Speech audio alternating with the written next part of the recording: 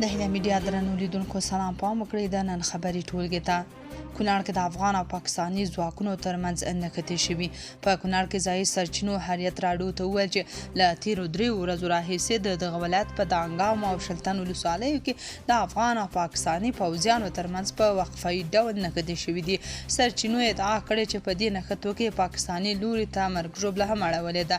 د کونړ امنیه قمندانۍ سرچینو هم نن یکشنبه تایید کړه چې پر ډیورنډ کرښه د پاکستان او افغانستان د ځواکونو ترمنځ نښتې شوي دي، خو د دې نښتو په اړه له زیاتو معلوماتو ورکولو ډډه کوي. تر اوسه افغان حکومت او پاکستان د کونړ د دې وروستیو نښتو په اړه په رسمي ډول څه نه دي ویلي او نه هم د ولسي خلکو د مرګ ژوبلې په اړه کوم راپور ورکړل شوی. د پاکستان د پوځ مشر عاصم منیر ادعا کړې چې د تحریک طالبان پاکستان ډیری غړي افغانان دي او ویلي دي چې افغانستان باید د پاکستان د حکومت او وسلوالو ډلو ترمنځ یو لوری وټاکي. نوموړي دا څرګندونې په اسلام آباد کې د دیني عالمانو یوې غونډې ته کړې دي.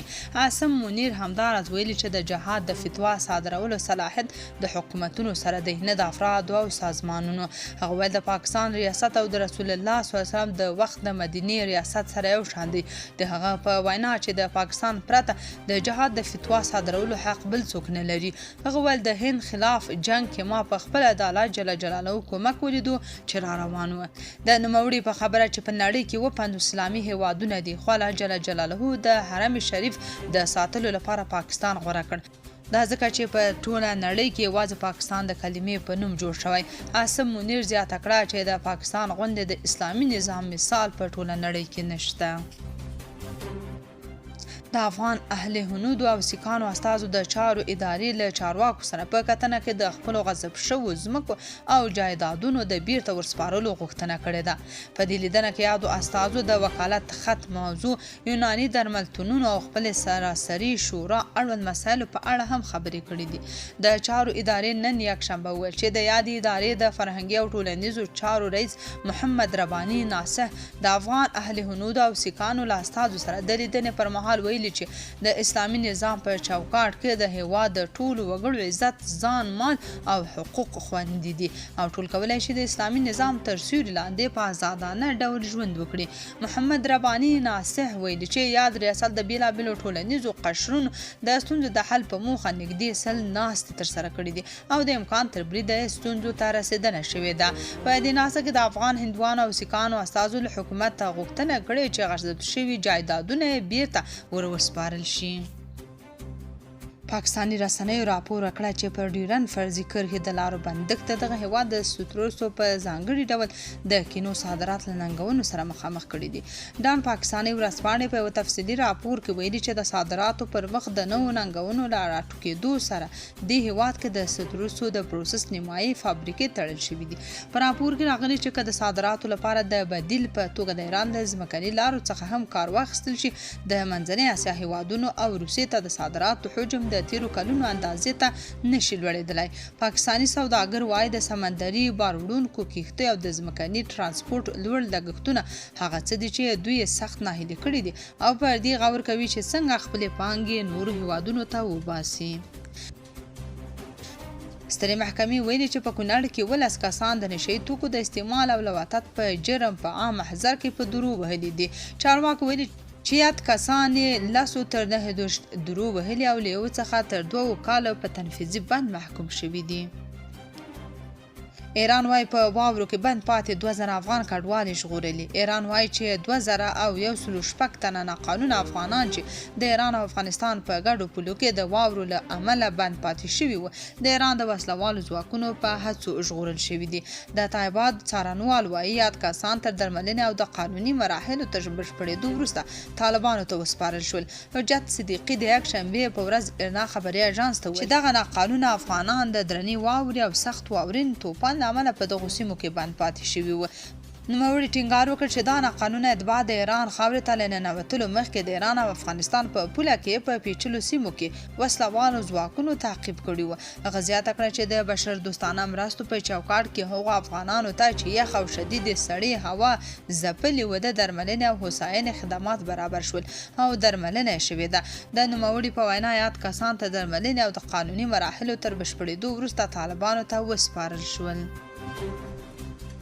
سیګار وايي افغانستان کې د امریکا 9 میلیارډ ډالر ضایع شوي. د افغانستان د بیا رغونې لپاره د امریکا ځانګړې څارونکې اداره یعنی سیګار وايي متحده ایالاتو په تیرو 20 کلونو کې د افغانستان د بیا رغونې لپاره لګول شوی میلیارډونو ډالرو کې ستره برخه ضایع شوې ده. د دې ادارې پخواني مشر جان سوبکو ویلي امریکا د 20 کلونو په موده کې شاوخوا 440 میلیارډ ډالر د افغانستان د بیا رغونې لپاره ځانګړي کړي دي، خو له دې ډلې لږ تر لږه 9 میلیارډ ډالر د خراب مدیریت، کمزوري څارنې او ناکامو پروژو له امله له منځه تللي دي. سوبکو څرګنده کړې چې امریکا د افغانستان لپاره له ایټالیا څخه شل الوتکې د 480 میلیونه ډالرو په ارزښت پیرودلې دي، خو دغه الوتکې هیڅکله عملي استفادې ته ونه رسېدې او اوس په جنګ یارډ کې ولاړې دي. دغه په وینا الوتکو جدي تخنیکي ستونزې لرلې او د ازمایښتي الوتنو پر مهال ان پرزې راپرېوتلې. د سیګار پخواني مشر د ضایعاتو نورې بیلګې هم یادې کړي چې پکې له برېښنا شبکې سره نه نښلول شوي برېښنا فابریکې، بې له څارنې قراردادیانو ته ورکړل شوي پیسې، نیمګړې پاتې شوي سړکونه او داسې بنسټیزې پروژې شاملې دي چې په لنډ وخت کې ویجاړې شوي دي. د ننګرهار پخواني والي ضیاء الحق مرخیل ویلي چې افغان میرمنې په افغانستان کې د هیڅ بدبختۍ لامل نه دي بلکې د ټولو ناورینونو تر ټولو سترې قربانۍ دي. نوموړي ټینګار کړی چې تر ټولو دروند درد، لوړ قیمت او ژور زخمونه افغان میرمنو زغملي دي. ښاغلي مرخیل خبرداری ورکړی چې د افغان میرمنو په اړه به راتلونکي نسلونه موږ هیڅکله ونه بخښي. ټرمپ په 2016 کال کې د کډوالۍ خلاف لا سختو اقداماتو ته تیاری نیسي. د امریکا ولسمشر ډونالډ ټرمپ د 2016 کال لپاره د کډوالۍ پر ضد د لا سختو اقداماتو لپاره تیاری نیسي. په دغه پلان کې د میلیارډونو ډالرو نوې بودیجې، پراخې چاپي او د ناقانونه کډوالو د نیولو او ایستلو د ظرفیت چټک پراخوالی شامل دی. دا اقدامات په داسې حال کې پلانېږي چې د راتلونکي کال منځمهالو ټاکنو تر مخه سیاسي مخالفتونه او ولسي اندېښنې مخ پر زیاتېدو دي. د ټرمپ ادارې له وړاندې د کډوالۍ فدرالي ځواکونه لویو ښارونو ته لیږلي، هلته د میشتو سیمو پلټنې کړي او له اوسیدونکو سره نښتې هم شوي دي. که څه هم سږ کال پر سوداګریزو مرکزونو ځینې محدودې چاپې اچول شوي، خو حکومت ډیره پر هغو سکتورونو له فشار راوړلو ډډه کړې چې د ناقانونه کډوالو په کار متکي دي. دا تګلاره اوس د بدلون په حال کې ده. د جمهوري پالو تر کنټرول لاندې کانګرس د جولای په میاشت کې د لګښتونو یوه ستره کڅوړه تصویب کړه چې له مخې کډوالۍ او سرحدي ادارو ته تر 2029 کال پورې 170 میلیارډ ډالر اضافي بودیجه ځانګړې شوې ده. دا په داسې حال کې ده چې د دغو ادارو اوسنۍ کلنۍ بودیجه شاوخوا 19 میلیارډ ډالر ده.